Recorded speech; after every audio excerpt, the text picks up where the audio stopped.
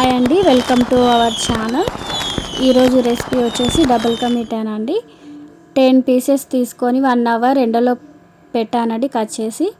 ఇప్పుడు stove on చేసుకొని pan పెట్టేసుకొని ఆయిల్ పోసుకొని డ్రై ఫ్రూట్స్ అన్నీ రోస్ట్ చేసేసుకోండి. ఇలా బ్రౌన్ కలర్ వచ్చేంత వరకు రోస్ట్ చేసుకొని పక్కన పెట్టేసుకోండి. పక్కన పెట్టేసుకున్నాక అదే ఆయిల్లో మనం కట్ చేసి పెట్టుకున్న బ్రెడ్ ముక్కల్ని ఇలా వేయించుకోండి బ్రౌన్ కలర్ వచ్చేంత వరకు. సో ఒక 1 అవర్ ఎండలో కానీ ఫ్రిడ్జ్లో కానీ పెట్టేయండి.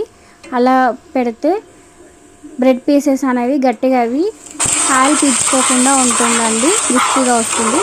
సో ఇప్పుడు అదే ప్యాన్లో 1/2 కప్పు షుగర్ తీసుకొని షుగర్ మునిగేంత వరకు కొన్ని వాటర్ పోసుకొని కొంచెం చిక్కగా అయ్యేంత వరకు ఉంచండి. చిక్కగా అయ్యాక ఇలా బ్రెడ్ పీసెస్ అని తీసి బాగా మిక్స్ చేయండి.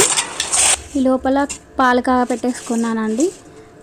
పాలు కాగాక కొంచెం గోరెచ్చగా అయ్యాక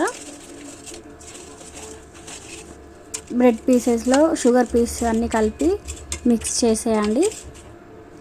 చూడండి, చిక్కటి పాలు తీసుకొని కలిపానండి.